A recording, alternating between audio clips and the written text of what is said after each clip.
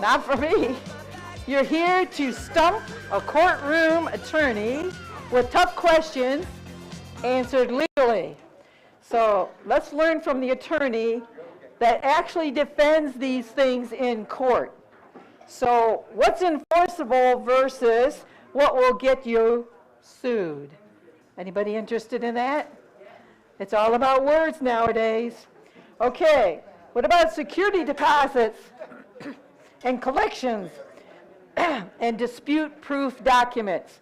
This is the guy that can make them for you. So step by step, common pitfalls. Again, that's why we do buy, sell, and that's why we do the good, the bad, the ugly.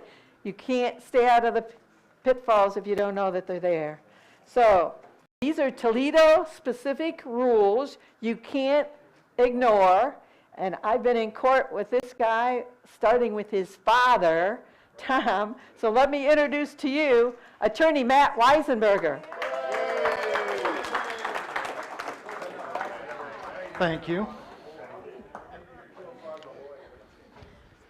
All right, so I'm not entirely sure the format, but I'm easygoing. I'm laid back. I can roll with the punches. I think it was supposed to be a question and answer. I also have a presentation, so I think what I'm going to do is anybody who has questions, I almost prefer the question and answer, so if you want to ask questions and not have me answer, I'm happy to do that. If not, I will slog through the slideshow that you guys You all have postcards will and certainly pens. enjoy. Just a little bit on myself. I have been practicing law since '05 here in Toledo. I'm an investor myself. At one point, I had around 30 doors. I did have a partner, though, and wanted to retire, so I'm around 10 houses right now. So I do have my own stuff. I do deal with it personally on the regular, as well as probably 50% of my practice is landlord-tenant, whether that's doing contracts for people, going to court. But I probably do, I don't know if I had to guess, probably 10 to 15 evictions every week, and have been doing that since 2005. So if you have any questions on anything related to those, I sometimes think I'm preaching to the choir when I come here, but I also have been doing it a long time, so I know you guys probably don't know some. So happy to answer any questions. Local guy, I got 6 kids on top of everything else I do. I got one that wants to be an investor, 18, he wants to go to school and rent a house to his friends, so we're trying to help him out with that right now. So if anybody has that house, let me know. Something near the university that he can afford. I'll talk to Eric. All right, so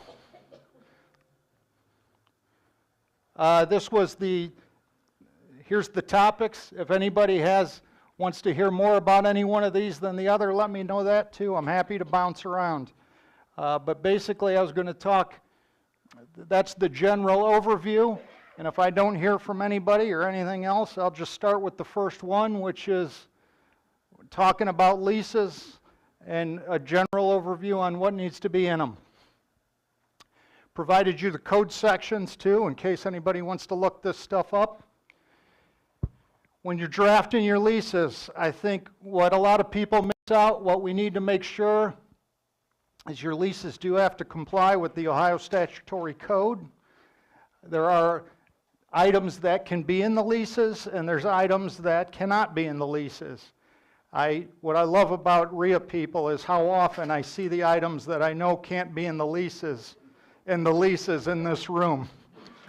I think every single one of you has illegal provisions in your leases. So first and foremost, the landlord is always responsible for maintenance on the houses. I see a lot of people try and do lease options, some other bastardization of a lease they come up with where the tenant does maintenance, where the tenant pays taxes, where the tenant pays insurance. None of those things are legal in the state of Ohio if you have a lease. You can do that in a land contract, but you can't do that in any form of a lease. So none of those are provisions you can lease away as a landlord. It actually makes me laugh. If you read the Ohio Revised Code, it says this is what a landlord can't put in the lease. I don't remember the code section. And then like 4 code sections down, it says, no, we're serious. The landlord cannot have this in their lease. And half of this room has that in their lease. So, leases should have provisions for the notice and renewal provisions. I see a lot of people who are a little bit slack on that. And I have one client that was doing yearly renewals. I got to tell you, from what I've seen going back to 2005, I think once you have your initial year on the lease, you should never renew for an extended period of time. I am of the opinion it should always be month to month from that point on, because that gives you the flexibility to give a 30-day notice to increase the rent, 30-day notice to stop lease violations, 30-day notice to just kick them out if you're sick of dealing with them. Whereas you lock yourself in for another year and you're stuck with whatever you have. So that's my personal policy, although I see a lot of people in here who do have extended renewals on their leases. That client I did have that was doing yearly renewals actually came to me and said, we got a problem person and we want to get rid of them. And I said, well, you got a year-long renewal here. They're paying their rent on time. You're stuck. Yes, sir.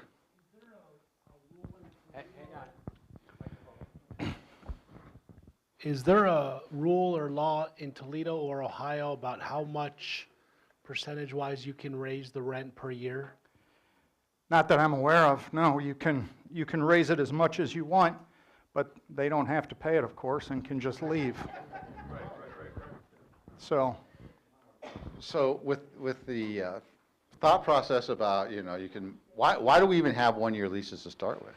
Well, I think the reason, and I'm not necessarily an advocate of it, but I do see the reason you'd want to have a one-year lease to start with, because you just got the place clean, you just turned it over, you want that person to be there at least show you 6 months before you have to turn it over again and put somebody else in there. Stay or not stay. So, I was just curious because especially with, you're in the lifeguard seat, so you see all, like, I saw one day you had 292 evictions on a Wednesday afternoon. So, I mean, you see lots of different examples. That's why I was kind of curious about that. there's times I think people regret having the one-year lease right off the bat. I'm sure of it, but I think as a general rule, as a general principle, having that at least locks in some sort of commitment from the tenant for a little while. But you don't have to. I certainly have plenty of clients that just go right into month to month and keep it month to month the whole time. But what that allows, of course, is the tenant, if they decide they're going to leave, they just give you 30 days notice and they leave. Right. So sure.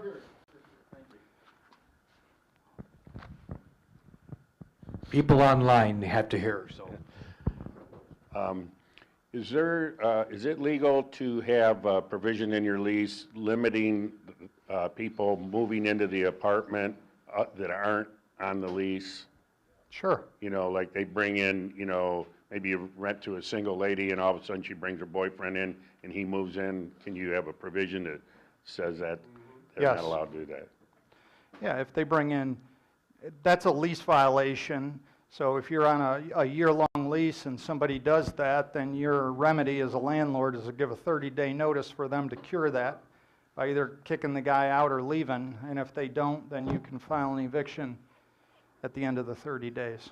But yes, you can put whoever signs on the lease is who should be in there. So I had that happen, and I just added him to the lease. Is that okay? Sure, Okay. sure.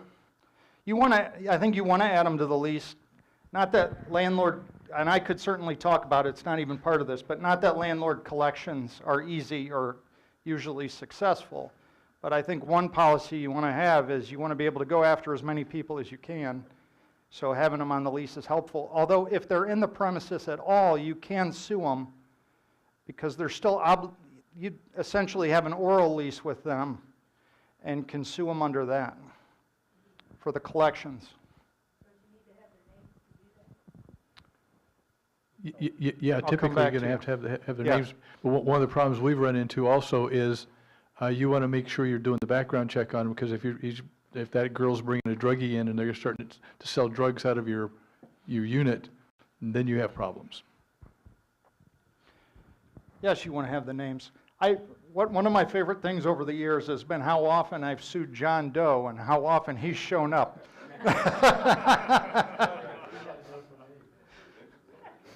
He shows up all the time. I always ask him, I'm like, would you like, he always yells at me too. Why'd you call me John Doe? I'm not John Doe. I'm like, well, tell the magistrate your name. And invariably, he'll go in and tell the magistrate his name, which I always love. All right. Your leases, make sure there's something in there on the security deposits. One of the things I see a lot out of people in this room is another illegal provision is trying to call a security deposit something other than a security deposit so that it doesn't have to be returned at the end of the lease. That generally is not going to work for you if you get sued on that or you end up in court. The courts are very fond of security deposits and are going to protect them, whether you call it, I don't know, something other than the security. I've heard a lot of creative names for it, but if 1 month rent is put down at the beginning, no matter what you call it, the court's going to say that is a security deposit. So just keep that in mind. And that can have ramifications, because if you don't return that, and I can get to it, but the penalties on not returning security deposits can be mildly severe. So avoid discriminatory provisions. I think that's a no-brainer. Well, at the bottom here, I made some notes for what I see as the commonly included unenforceable clauses. In the state of Ohio, you cannot get attorney fees for filing an eviction or a collection. So you can put that in the lease and you can point that out to the judge. It's not enforceable. Excessive late fees. Toledo, and it's in the slides, but Toledo has a law that limits the amount you can charge for late fees. Don't know how many people know that. Regularly violated that provision. I regularly deal with legal aid, defending defendants. They don't use it, they can't use it to get evictions thrown out, but they can use it, and I've seen them just recently. I had one, so technically speaking, you post a 3-day notice. If you then collect money after you post the 3-day notice, the law technically says that if you're clear, and that goes toward the arrearage, and not anything currently owed when that happens, that 3-day may not be invalidated, all right? But what legal aid just did, so if you accept money after the 3-day and therefore your eviction, a lot of the time, but say they owe $15,000 and they just gave you $500, that clearly goes toward arrearage, not anything that's current. So that won't invalidate the 3-day. But what legal aid did to me just in the last couple weeks is they did math and said, well, your client is charging illegal late fees under Ohio, so if we calculate the actual late fees that they can charge, you know, $50 of this went toward the current rent and not the arrearage, and therefore your 3-day is invalid. So they were clever enough to see that. We did, on that particular one, we just agreed to a week longer than we normally would have agreed to, but they did agree to the eviction. So still can work that out, but you do want to be careful. Yes? I just wondered if you could tell us you said that Ohio does have a cap on late fees. What is that cap? It's in here, but don't quote me till I get to it, but I believe it's $25 or 5% of the monthly rent, whichever is greater. $25 is a one-time, Monthly late fee. Or So- 5% of the monthly rent, whichever is greater. I see, okay. Also, is there a recourse if you have to go to court and seek eviction? You win, you get the eviction. Is there any options for wage garnishment or anything like that that you can go after the tenant for past due rent? Yes, with one important qualification. If you don't tell me where that person works, there's very little I can do to find out, and therefore there's very little you can ever do to get your money back. Okay, on the late fees, the 25% or 10%. Yep. Daily fees, are they allowed? Not if they're higher than $25 or 5% No, of the monthly right, rent. no, I'm saying there is a late fee. If the rent's due on the 5th, you don't pay this late fee. And every day that you're late after that, are you able to charge? Yes, Okay. but again, as long as it's under that threshold. Yeah, under the threshold, just want to make sure that I'm not doing anything illegal. Yep. Anna?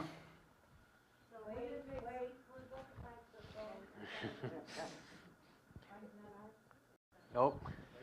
There you go. So, no matter what you're charging for late fees, if you have a case that is going to court, that all of a sudden becomes $25 when you turn in that ledger. Sure, yes. And I mean, it's illegal, but the judge doesn't look at it very closely, so unless legal aid gets involved, then that's generally a non-issue to begin with. Well, but you do collections too. Matt does collections, I guys. do collections, yes. So, okay, people have been doing, your rent is $1,000, but you have a $50 discount if you pay it by the 3rd. And if you pay it after the 3rd, that $50 discount went away, instead of calling it a late fee. Is that good? It hasn't been argued yet, at least in my experience, but you can, yeah, I would imagine that that's probably a fairly decent workaround, but one of those legal aids will probably get their hands into that. But then again, that'll only impact the eviction that you have with that legal aid attorney on that day, so. Matt, another question. You mentioned that you're going to need, at the time you go to court, you need to know who they're working for, who their employer is. Do you have any strategies? Okay, so let's assume, you've got a tenant, they've been with you 2 or 3 years. Some of them change jobs frequently. Do you have a strategy to make sure that they are updating you, the landlord, as to their new employers? I mean, you could technically require it as part of the lease, but I don't know how you'd enforce that. Right, that's what I was getting at. And you can ask them, is probably the best strategy, but most people are more than happy to share, I think. Some of them are savvier than that, though. But you could require it as part of the lease, I think. I don't know that there's any provision against that.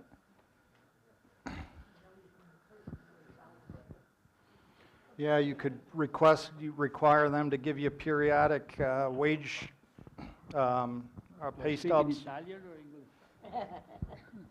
Hey, Matt, what happens if a person is not employed, but is on Social Security? Can you still go after Social Security? Rule of thumb is that if it comes from the government, you can't touch it. Thank you. A lot of good questions. We got another one here. You guys are giving me my exercise. We've learned about lease option purchases, and a lot of this, how would it fit into an option if it's enforceable on an option? These?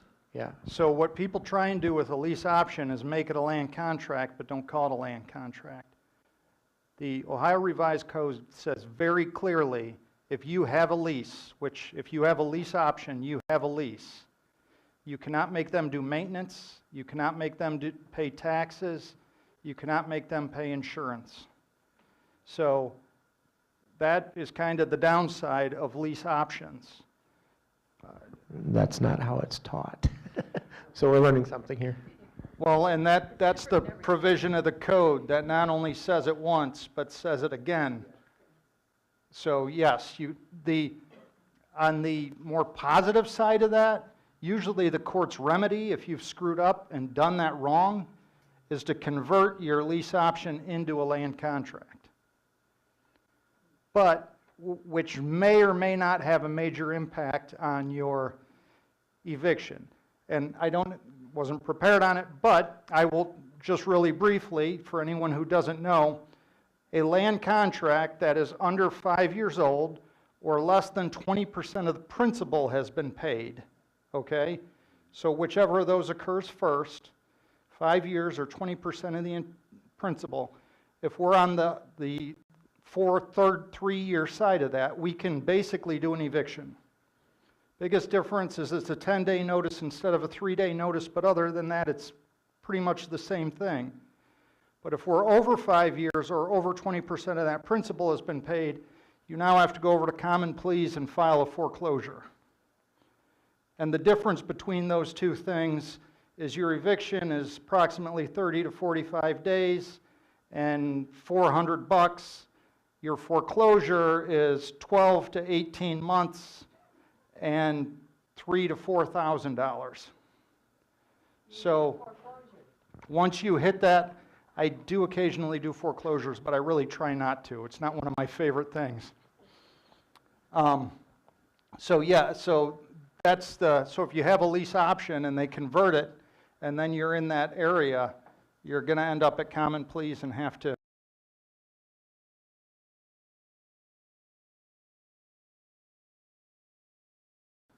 So in the way it's taught, there's a non-refundable option deposit when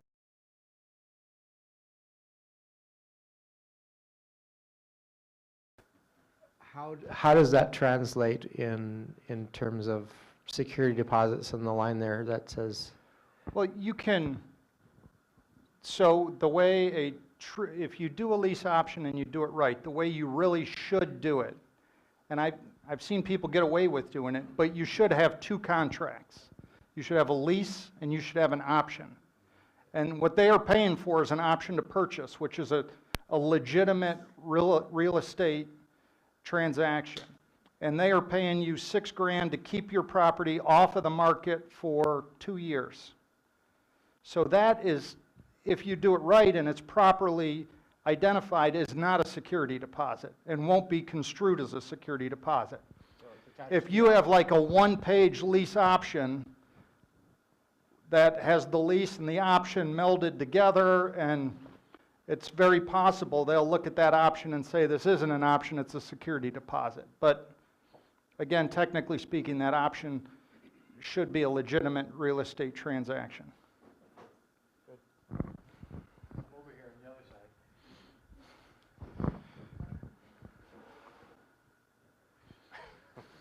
Guys, just yell at me. I'm not even, yes. Well, I only have 7 pages, I think. So, Matt, if you are on, either from the beginning or after the year, you go to a month-to-month lease. Yes. And you want them out, and like you said, it's a 30-day notice. Is any of that pay to stay or any of that jazz come into play there, or can you just say 30 days, you're out? So the pay to stay law only is going to apply to a non-payment eviction. So you give a 30-day notice that just basically says, we're just not renewing, then that won't come into play. No. Nope. Matt, got a follow-up to that. So as a follow-up to that, if you give a 30-day notice to them asking them to move out and they don't move out, you then have to go through the eviction process, correct? That is correct. Okay, I thought so. You've got, starting with the 3-day. Yeah. So you've got to give it, in any instance you give a 30-day, you must follow it with a 3-day and do the eviction process at that point in time. For whatever reason, you have the 30-day. It's got to be followed by a 3-day. And it's only if they don't move out. Well, correct. I mean, if they move out, it's mute, as people like to say. All right. Security deposits. Another, one of the biggest things I end up in court for on the regular is security deposits that aren't returned or are returned improperly. So, first of all, I guess on the front end, I made a note of it, I should speak to it. Occasionally people do ask, a landlord, you can only technically charge a security deposit for 1 month's rent on a lease over 6 months. There is a caveat. You can really charge any security deposit you want. However, the code says if you charge more than 1 month, then you've got to put it in an interest-bearing account that pays at least 5%. And you collect that and can return it. So you could theoretically ask for a 6-month security deposit as long as you're willing to calculate and pay that 5%, which would be due and owing when they move out. So the code says you pay them 5%. That's correct. It doesn't say you pay them whatever percentage, it says you pay them 5%. To follow up with that, what if they had bad credit and a bunch of evictions and you collected like 2 months' rent as a security because you went on a good grace and... Well, then on the back end, you can collect prepaid rent, but only if on the back end you don't calculate that against them. Okay. So you just, I'm not sure what you gain by it other than getting a little bit more money up front. Okay. Whereas technically speaking, the security deposit could come to you. And often does. I mean, most of the time it does in my experience. But then again, people only come to me in that circumstance. Just to confirm, is it 30 days? Do we have to return the deposit within 30 days? Correct. I'll go over that here in a second. Got a question over here, Mike. Okay. Who has a question? Okay. About the interest, if you're just paying, or like if you just have it equal to 1 month's rent, do you have to pay interest on it when you return it? No. Okay.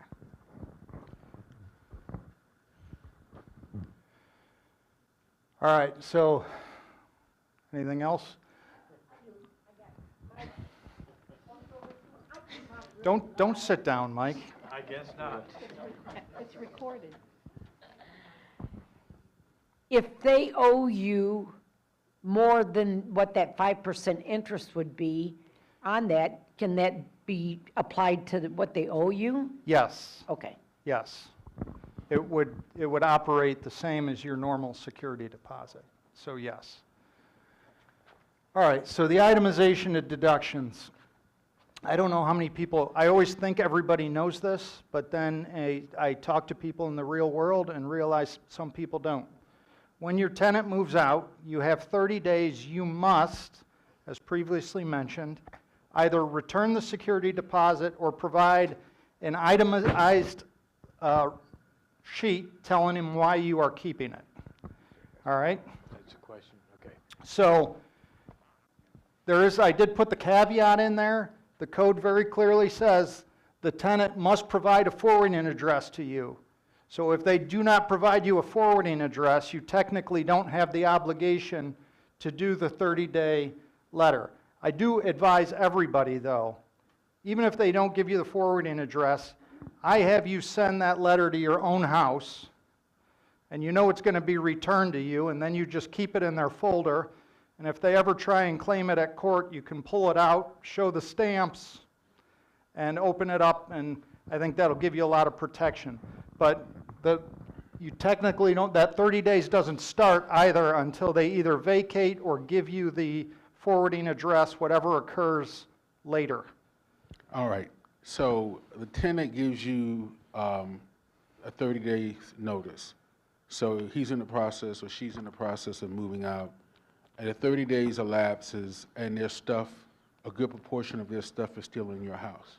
And they don't actually finish cleaning out your house till the 15th of the next month, all right? So technically, I'm asking the question, the deposit, whatever it is there's a proration, I assume, against the deposit on a per diem per day for the first 15 months of the next month because they didn't get their stuff out. Is that an accurate assessment on my part? Correct. The day they give you possession is the day. But I don't like playing around in the margins with the security deposit. Okay. And I'll go into it right now. So let's say you have a $600 security deposit and they owe you, you clean and paint. All right, there's no damage beyond normal wear and tear. You clean and paint and say that's $600. All right, and that's all you do, and you keep their deposit. They sue you. You're going to come into court, and maybe you're able to substantiate that $400 of that was beyond normal wear and tear. What that means is $200 of that was wrongfully withheld.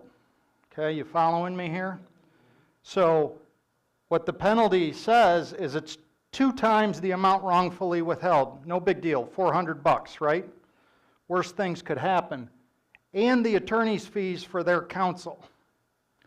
And my experience is, and what I've heard through the court, is whenever legal aid or somebody wins that $100 of wrongfully withheld security deposit, the legal aid submits a $3,500 legal fee bill and is generally approved by the judge.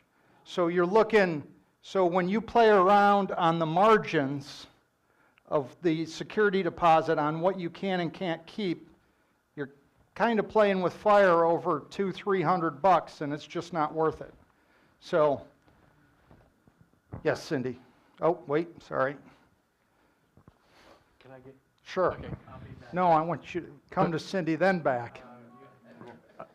A real quick question. So in ours, we've got a clause that says our maintenance charge, our hourly maintenance charge for all of these items, and including, figuring out what we have to do and going to get the stuff and so forth and so on. We've got that, and they have to sign a contract.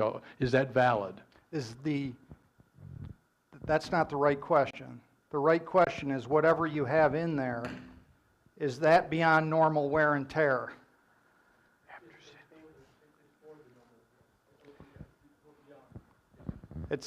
The damages have to be beyond normal wear and tear.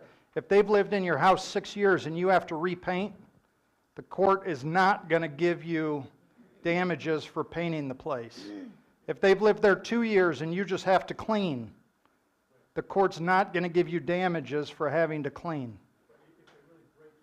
Correct. Yes. Okay, so if you have attorney fees, the tenant, you can't charge the tenant for them if they lose in court, but you can pay for the tenant's fees if they win. Life isn't fair, is it, Cindy? It sure isn't. That is correct.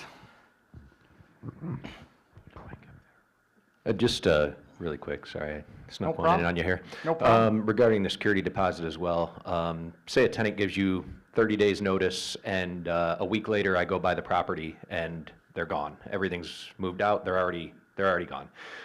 Would that then constitute forfeiture of their security deposit? How, I'm sorry. So they have to give you 30 days notice, right? And if, say they're gone in a week after they give 30 days notice, so they're gone 3 weeks early, would that constitute, forfeiture or a violation of? No. No, that, I'm glad you mentioned that, because when I was making my list of commonly illegal lease provisions, one of them is if you break your lease, you lose your security deposit. That is not a legal lease provision. So whoever has that in there, and I guarantee there's one or two in this room, that's not a legal provision.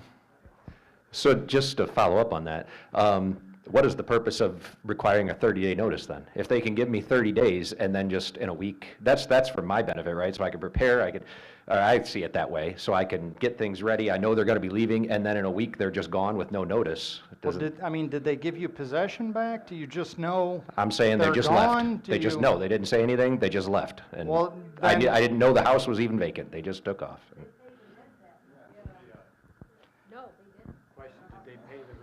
Yeah, I didn't think about whether or not they paid, I guess if they paid the rent, I wouldn't care, but.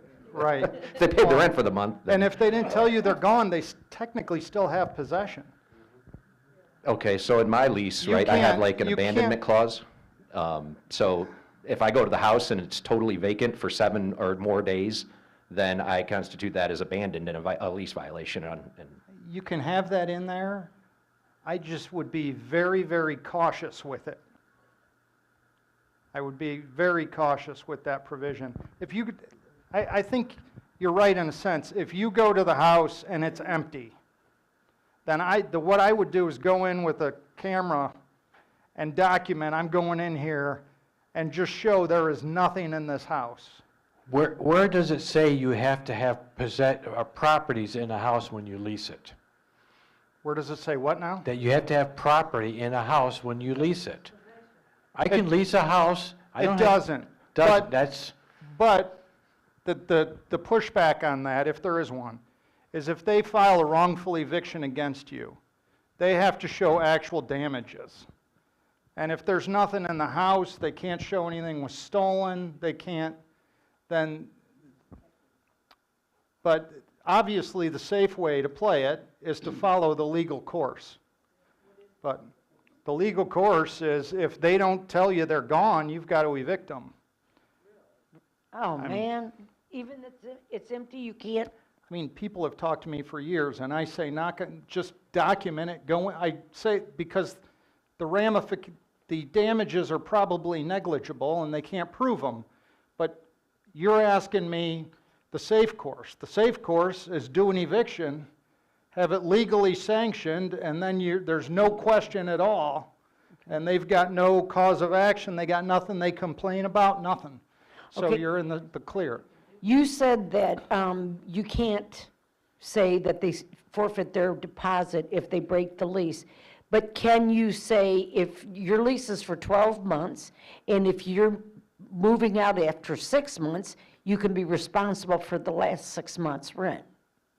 If it's a 12-month lease, yeah. Okay. Although there's a caveat to that too, in that you've got a duty to mitigate the damages. So you've got a duty to advertise and try and re-rent the place. But up and until the point you re-rent the place, they owe you. But if you re-rent it to somebody, and if you end up if they paid $1,000 and you only re-rent it for $800, then you can go after them for $200 for every month they would have been on the lease. But you've got a duty to mitigate is all. So let me ask you a question. You have given the 30-day notice, and you're into the 27th day, and you walk into your house. You think it's empty. You think it's your house. That's your first mistake. Okay. Thank you. You walk into your house, and 99%, or let's just be 95% of this stuff is gone. And you're like 3 days from the 30-day window that you gave them to leave. So my question is their stuff is still there after the 30 days. The remainder of the stuff is still there. Do you drop off a 3-day notice to the house and then go ahead to court and file it and wait and get what I hear you saying is a safe eviction? Correct. Or do you take possession of the house even though there's only like 5% of the stuff left. And somebody can make an argument that that 5% is trash. There is some risk to taking the possession back. There's risk involved in that. There's a possibility of a lawsuit. I think kind of what to phrase that, the house is empty, they say, hey, you took my place, I want it back. You say, oh, my bad, here's the keys. They can walk right back in. So there's a couple things that defray that. There is some risk in doing it, but if it were me, personally, I'm going to legally advise you to do the eviction. If it was me personally, I'm going to make a common sense assessment as to whether they are gone or still there, and I'm going to act on that assessment. But if you get sued, I told you that my legal advice is to file the eviction. Yes. On my leases, I charge a 1 month security deposit for 1 month's rent, and I have a written provision in the lease that $100 of it is non-refundable due to refurbishing. That is illegal? Yes. Okay. Jim, I just want to make a suggestion. When I've had that situation that you just described, they've left a little bit of stuff there, I just call them and say, hey, are you all out? Is this stuff you want? I get it in writing from them, and then I go from there, take pictures and go from there, and just eliminate it if they don't want it. And I agree. If you get any kind of text, email, anything that says, yeah, I'm done, then you're pretty much good to go. So I would agree with that. I have a question. Yes. It's in regards to tenant leaving. In my lease, I ask my tenants to be with me personally, make sure that the gas bill is turned off, so that, that's correct. The electric bill has been turned over to me again, and that they personally return the keys. However, I did have a tenant once that just decided to leave on the last day of the month and left the keys on the counter.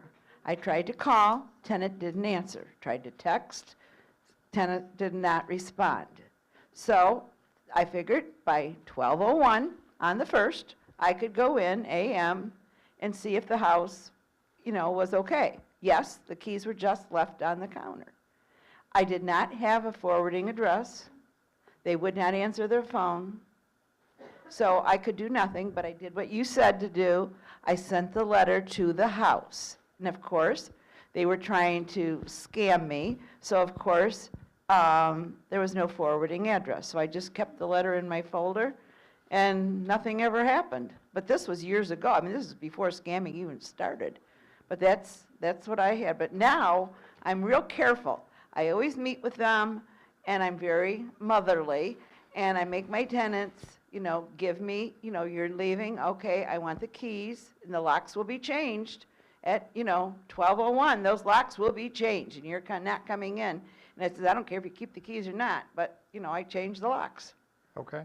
And is that wrong?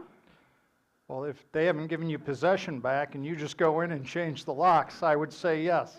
Well, no, they left the keys on the counter. Oh, then I mean, probably. I don't know, though. I'm not there. It's hard for me to make that assessment without. The legal and right way to do it is to pursue it through an eviction and get it done that way. That's what I'll say. Make your attorney rich. I have 6 kids. The first one's going into college this year, so I can really use the help if you guys.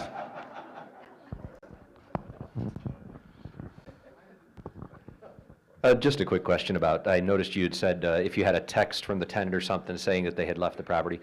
Just to follow up on that text portion, how, I guess, legally binding is the court going to see a text chain between a landlord-tenant as for any issue, really? If I bring into court, I say, look, Judge, here's the whole text chain that I had with this tenant, is the court going to find that admissible to the proceeding? And, I mean, generally, the court doesn't want to see text message streams.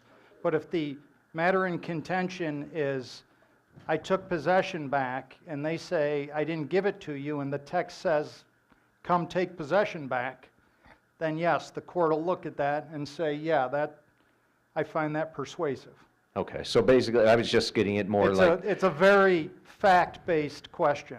okay, so you're not really protecting yourself anymore by only communicating through text with your tenant, say, just because you're saying, okay, now I have it in writing, they're not, that's not really gonna. I think you are. Okay. So Yeah. you're giving yourself something at least in writing. I mean, anything they try and lie about, you've got it. That's what I'm in saying. writing. Can you submit that to the judge in a proceeding, and they're gonna look at that and? It's very fact-specific, your question, but yes. And if they ghost you, eviction. Correct. Eviction. All right, any other questions? That was way longer. Oh, apparently. All right, I think this one is pretty self-explanatory for the most part. I did put it in here, just fair housing stuff. Just don't be dumb, I think is what fair housing really comes down to. I listed the protected classes for you, which are extensive. And I also mentioned there, if you don't already know it, but Toledo has an extra protected class that is out above and beyond the state, and that's source of income discrimination, which, as some of you know, some of you may not, Toledo passed a law saying that you can't discriminate against people for Section 8. So when you advertise a place, you can't say no Section 8 tenants. You do that, you're going to find yourself in hot water. There's other ways of dealing with that particular issue, but the law itself says you cannot discriminate on source of income, meaning Section 8. Does Section 8, does that include all vouchers? Now, there's 101 different vouchers in Toledo. As far as I know, that includes all vouchers. Okay. All agencies now have to house their clients before they can The serve. code section says source of income. That's what So you can't, I mean, you can't, you're not obligated to take $800 on a $1,200 place, but if Section 8's paying $1,200 on your $1,200 place, you can't. Right. What you said is just for Toledo, it's not for the suburban city. That is correct. Only Toledo. Is there Section 8 in Maumee? They try to get mommy with their vouchers in Sylvania too. So if you have a house that you want to rent for $1,000, but somebody has a voucher for $1,200 for that same house, can you just rent it for the price of the voucher?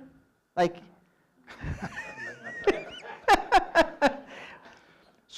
So I'm just, the scenario, you advertise $1,000 a month, and they say, well, I have a $1,200 voucher. So you say, well, it's $1,200 then. Because it doesn't cost them any money, so. Yeah. I- Can you do that? I'm going to say I wouldn't. That's what I say.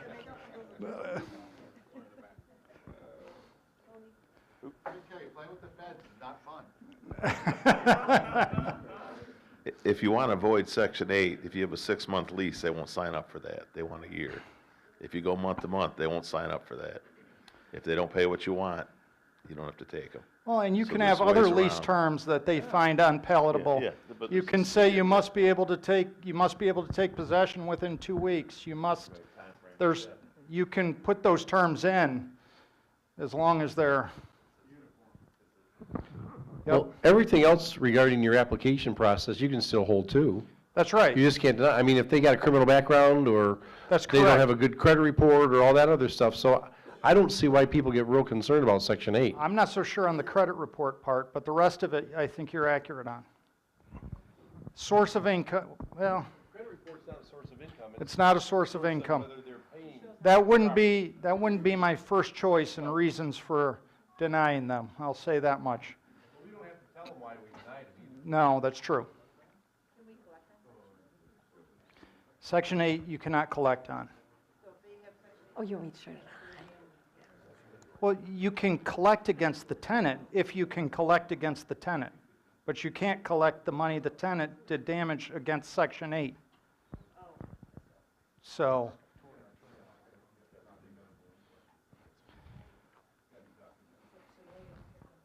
Okay, my mic's on. So you have plenty, he's trying to tell you, you have a lot of options with Section 8 with any voucher, but you cannot say that you're not taking a voucher. But again, they have to pass your application just like everybody else. Number two, they take forever to get an inspection, which maybe you found somebody by then. They want you to change things in your inspection. That's your second chance to not do anything if you don't want to. And then they're going to always ask you to reduce the price, which is a third chance. And I'm telling you, if you haven't found another tenant by the time you go through all that, maybe you ought to consider taking that voucher. yep. Yes. Well, I found a workaround for that, for your damages after Section 8. Send the bill to Section 8, and they won't let that person rent again until they pay you. they're usually, Section 8 goes in my experience over the 20-some years I've been doing it, they go in spurts where they will really enforce that, and then they won't, and then they will, and then they won't. But right now, they're enforcing it, so it's kind of nice.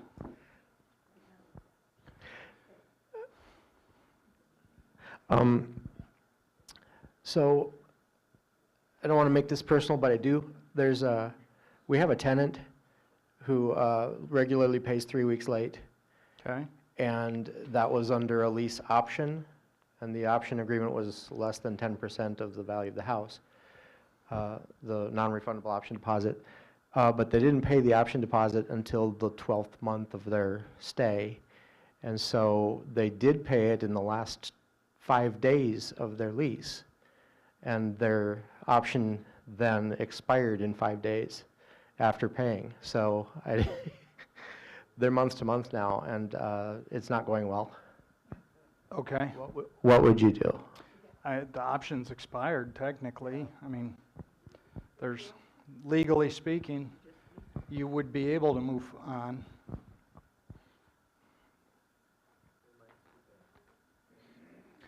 I'm glad you brought it up, though. One thing I didn't mention that landlords screw up on all the time, and everybody should really be careful of, is if a tenant regularly pays late, and you regularly accept late payment without any word or saying anything, if 6 months in you say, I've had enough of this, I'm now evicting for the late payment, your eviction's going to get thrown out.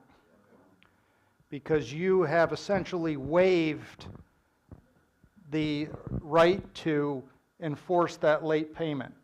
The only way to remedy that is to make sure that in writing you somehow say, I've accepted late payment last month, I will not do it again.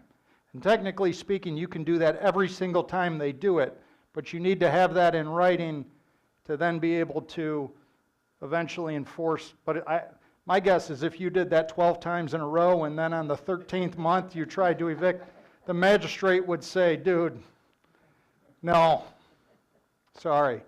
So it's not a good idea to regularly accept late payments and not say anything. All right, so reasonable accommodations real quick, just to try and move it along. Disabled people can request reasonable accommodations. You as a landlord are obligated to provide reasonable accommodations. And it is true, it is a reasonable accommodation. They can't ask for crazy stuff. And even if they do, they are usually obligated to pay for it, just so you know. So one instance I ran into is there's case law out there, believe it or not. We gave a 30-day notice to a lady, and she said, I'm asking for a reasonable accommodation, I'm disabled, I need 3 months. There's a case out there that says 3 months is not unreasonable, that is a reasonable accommodation. But they do have to pay during that 3 months. It's not a free 3 months. So, and that goes with ramps, with anything like that. You as the landlord have to do it, but you can make them pay for it. And pay to put it back, correct. Yep, so just the last thing, fair housing, if you screw up, you get on the wrong side of a discrimination case, usually what happens is you end up, they file a suit with the Ohio Civil Rights Commission. I've done a fair number of those. Just so you know, in my experience, the Ohio Civil Rights Commission has been pretty fair and reasonable in most of those cases. However, you should know that the process is the punishment. They have you do a meaningless mediation. Then they ask you for reams of paperwork, which you have to provide. And then 12 months later, they issue a finding that says, we found no discrimination here, but the tenant can still sue you if you want to. That's how every single one of those I've dealt with has worked out. So, but the process is the punishment. I think we've covered most of this. Let me see here. I will say, anybody who's worried, you go into court and your tenant says, well, this guy's a slumlord and has never kept track of this place. Toledo Municipal Court does 20 evictions every afternoon. 5 of those people come in and tell the magistrate that same line. He could not care less, just so you know. So don't sweat that if the tenant starts saying that, and don't stand in my ear and tell me that you want the tenant's lying and you want to respond to everything they're saying, because I can tell you that magistrate couldn't care less. He cares about 2 things. Was the notice posted? Maybe 3 things. Is the notice valid, and did they pay their rent? That's all he cares about at that eviction hearing, and he'll let them talk for 10 minutes, but he doesn't care a damn thing about what they say, and you don't need to respond to it.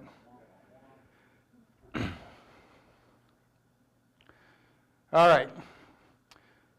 Some Toledo-specific stuff.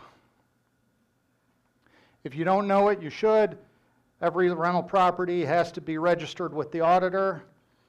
You can't file an eviction if your properties aren't registered with the auditor. Very easy process. You go to the auditor's page, there's a link, it takes you maybe 5 minutes, and you get an immediate email confirmation, and that's pretty much all there is to it. The downside is you usually have to put your own personal name on there, and now the city has it for whatever nefarious purposes they want to use it for in the future. A second thing, Toledo, when Judge Howe came onto the bench, this just recently became an issue, and he's now regretting he put it on there. But on every landlord complaint, you have to certify that you don't have any bench warrants or unpaid fees in the nuisance court. If you or any of your companies have nuisances or unpaid fees, then you have to ask for permission to file an eviction. So, just so you know, for you, those of you who don't know it, that's been the law for about 8 years, but it just, anyway, sorry, Tony's coming. Oh, a lot of those things you don't find out until you find out. Till you find out. That's right. Okay, I had one come to me and I'm like, what are you talking about? And it's like, yeah, this is here. So I understand, okay. I questioned it at that time. Why does the judge regret it now? Because our wonderful Fair Housing has just filed a series of complaints to the bar against regular landlord attorneys who have filed evictions on behalf of clients who have had fines or outstanding warrants in the nuisance court. Fair Housing did that. Yes, they did. I have a question. They've Okay, making friends. Question. Yes. Back here. Yes. If you have tenants that owe you, or a tenant that owes you, and you're just tired of all this stuff, bullshit, let's just say, and you just want to go straight to debt forgiveness, how do you do that? You mean, so it goes on their taxes? Yes. I'm not entirely sure. Maybe call the credit companies, send them a letter. I don't know. I'm sure there's a way, but I There's don't an know. IRS form for that. There's an IRS form for that. Jim's done it. Jim will tell you where the form is. I mean, I know it exists. I tell people, but I don't know how to do it. In my opinion, that's just completely vindictive, and it doesn't do anything. It doesn't do anything for you. So. If you got $100,000 and you'll know you're never going to collect it, I will feed the dick. I will put that on you, and I get to write off $100,000. If you have a tenant that owes you $100,000, we've got other conversations that should be had. That's for your tax guy, not your attorney. Yes. On the topic of nuisance, I have a salon, I own a triplex with a salon in it, and the guy across the street yells across the street every time anybody looks out the window. Okay. So how do we file nuisance on him and get him out of his rental situation? Is there any nuisance at the house?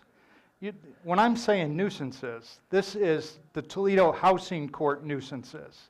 This is long grass, this is that stuff. Holes in the roof, this is bad siding. Not about a bad neighbor who's making noise. We're not talking bad neighbors, no. Okay. Smith. Yes.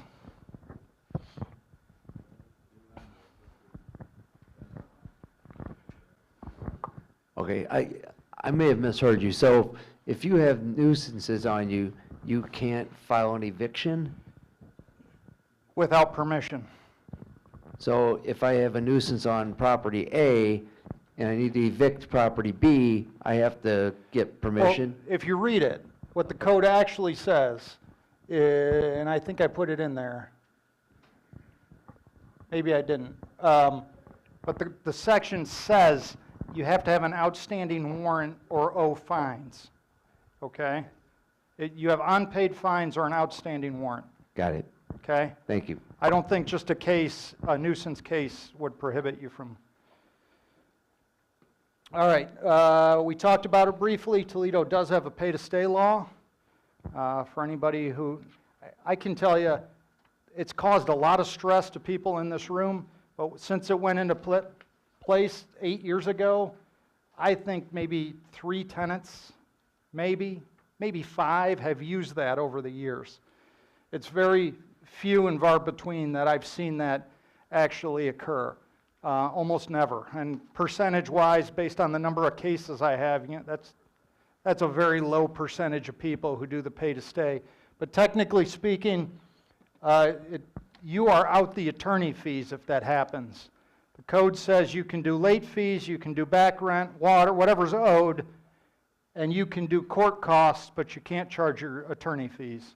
So, but other than that, you have to take their money if they bring it to court. I think you and Tony have the record. So they must. Tony doesn't have the record. Tony is one shy of the record. But So- that's a different record. I'll mention it here in a second. What's your question? So my next question is, they can only exercise pay to stay in court the day of the eviction? Correct. So do Or prior, but yes, they can't, it can't be anything after the day of eviction. So can they either bring cash or a cashier's check? Because if they come in with just a generic check and the generic check doesn't clear. I haven't had that happen yet, but I think we could take that to the magistrate and say this isn't sufficient. Okay. And then our housing magistrate overall, I think, is very positive toward landlords. I think he'd probably take your side on that. The record Tony has, it's not necessarily pay to stay, but just so you know, can I share this, Tony? Tony and I have now evicted the same gentleman 12 times. Every single time he shows up, pays in full, plus attorney fees and legal, and the court costs, yes. My record, though, is 13 with another client who's not here. So Tony is still one away.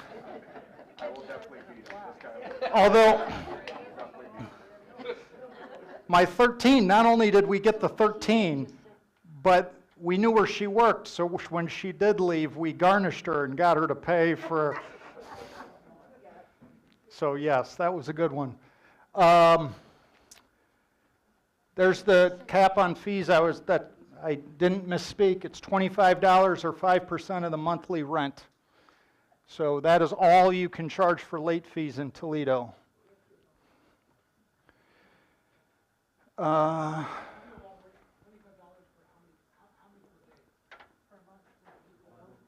That is a per month standard. You can do whatever you want as long as your per month standard is under that number. We already covered the discrimination under Section 8. You've already ad nauseum in this group talked about lead penalties.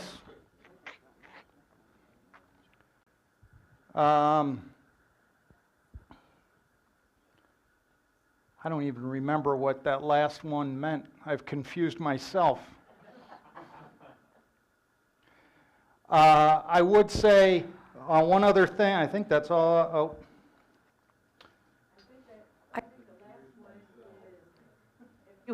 You can't evict them for bringing a case against you. Oh, yeah. No, you're right. That was supposed to be a sub. That was supposed to be a sub one, and I bumped it over instead. Yes, thank you, Anna. You're absolutely right.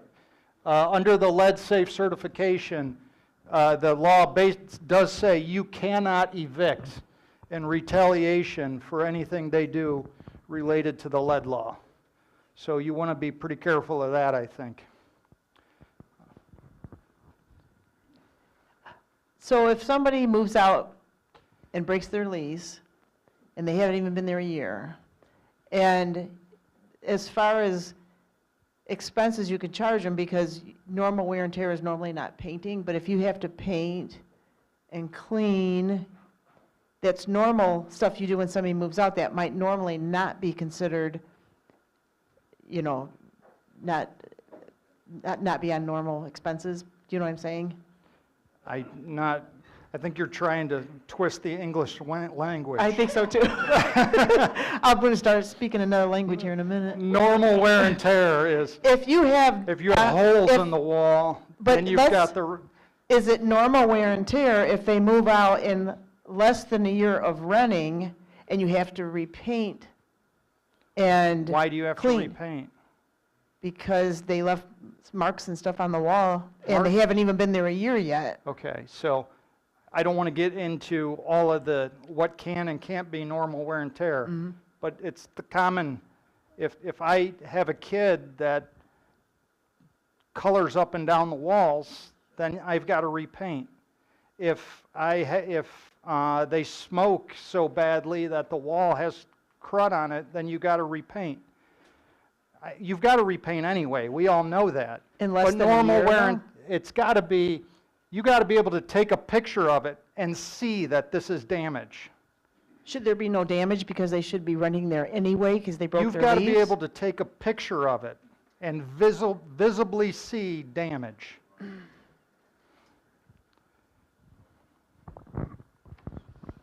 That goes for carpet, that goes for this. I mean, normal wear and tear means what it sounds like.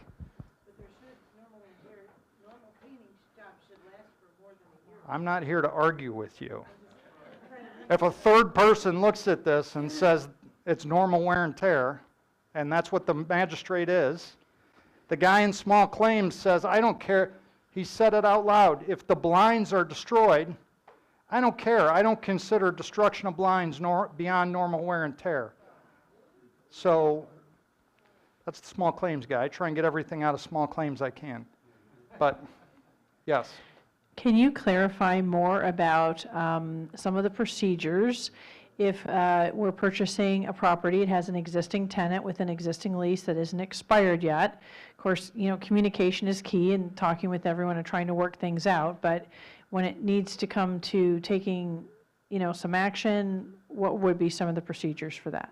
Not sure what your question is, but if you inherit a lease, yes, you are bound by that lease. till that lease expires. And then you can provide a 30-day notice and change it to be whatever you want. So if they're in violation, you just go through the same Correct, procedures? correct. But we might have to take some time to prove it because we're new. Correct. In addition to what she just asked, is it possible, if you take over a lease, to file landlord's right to terminate lease at any point? No. No.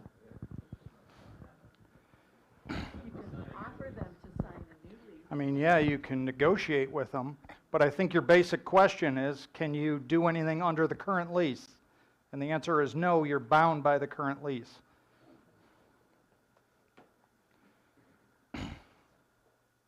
Anybody? All right. Never mind. But if you have in the lease that says if you're violating the lease by the things that they're doing, that gives you the right to say you have 30 days to leave, right? Even if they've only been there 6 months. It's not 30 days to leave. It's 30 days to cure. It always has to be to cure first, and then Right. if they don't cure, then a 3-day notice after that. Correct. Okay. Yes.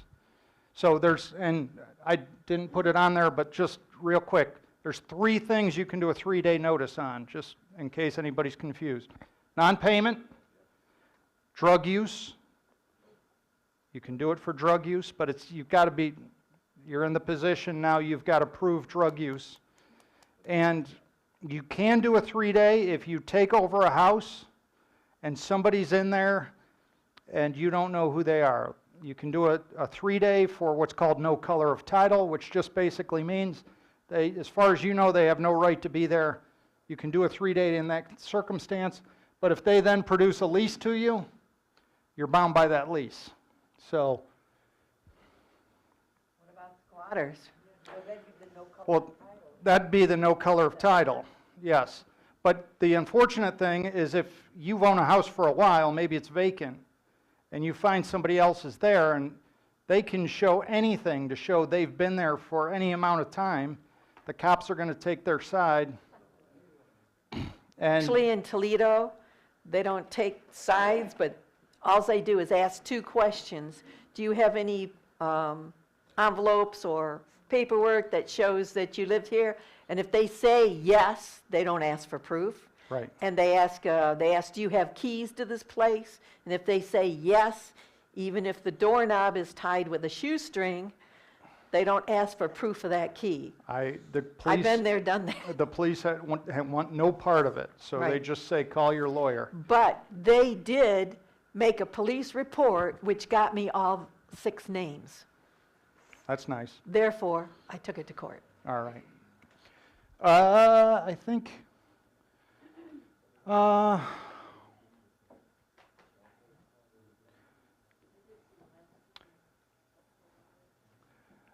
think that pretty much wraps it up, unless anybody has any further questions. I actually greatly apologize for going so long. I hate going long, but Keep you here all night.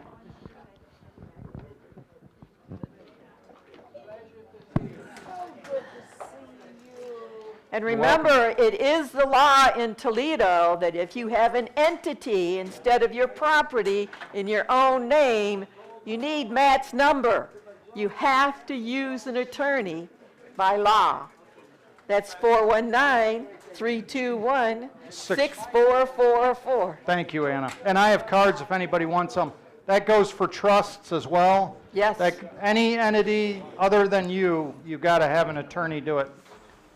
And I'm not just saying that to get the work. The magistrate will let you come up to the bench, and he'll say, start over. So you'll be 2 weeks in and have to start over. Another way to find Matt's number is go to www.toledoreha.com and click on vendor, and you'll see his number along with all the other vendors. I just want to remind people of that. He is a member, and he has supported you guys for decades. Thank you, Matt.